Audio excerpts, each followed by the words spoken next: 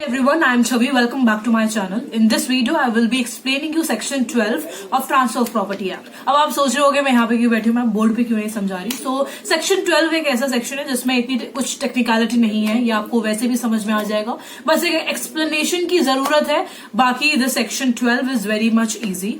So let's begin.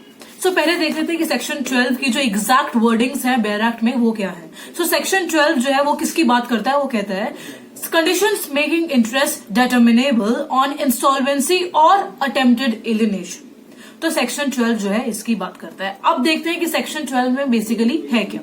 So section 12 कहता है कि where property is transferred subject to a condition और limitation making any interest therein reserved or given to or for the benefit of any person to seize on his becoming insolvent or endeavoring to transfer or dispose of the same, such condition or limitation is void.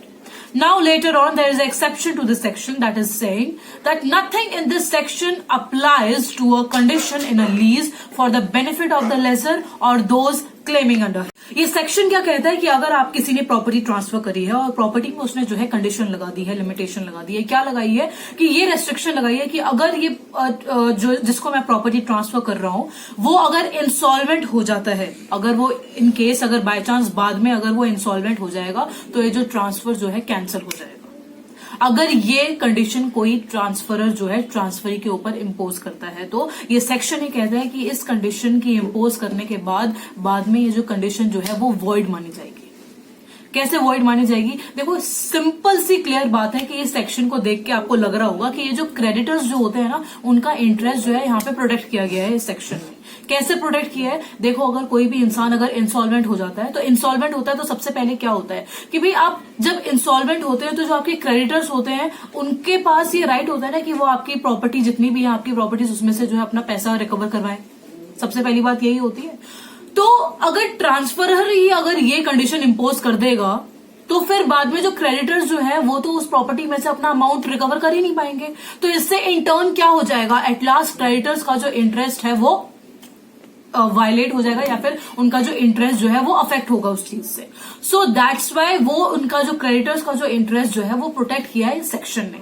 कैसे protect किया है कि ये बोला है कि जो transferor जो है वो ऐसी कंडीशन नहीं लगा सकता, अगर कंडीशन लगाएगा तो वो कंडीशन जो है वॉइड मानी जाएगी। ठीक है। अब बाद में जो इस सेक्शन का जो है एक एक्सेप्शन है, ये सेक्शन का जो एक्सेप्शन है वो कहता है कि भाई ये सारी चीजें जो है ना वो लीज के केसेस में जो है एप्लीकेबल नहीं होगी। कैसे एप्लीकेबल नहीं होगी? लीज के केसेस में अगर बाय चांस जो है लेसर अगर कोई भी कंडीशन अगर ऐसी इंपोज करता है तो that would be perfectly valid. What is the section is saying about? अगर मान लो कि भाई लेसर ने जो है एक कंडीशन लगाई है कि देखो ये लेसर ने जो है अपने फेवर के लिए अपने बेनिफिट के लिए कंडीशन लगाई है तो that would be perfectly valid. तो इसका क्या मतलब है? इससे इस सेक्शन ने जो है जो लेसर का जो राइट है री एंट्री का वो जो है एकदम प्रोटेक्टेड है। सो अब यहां पर आपको एक चीज तो समझ में आई होगी, ये जो सेक्शन 12 जो है वो सिर्फ और सिर्फ किसकी बात कर रहा है?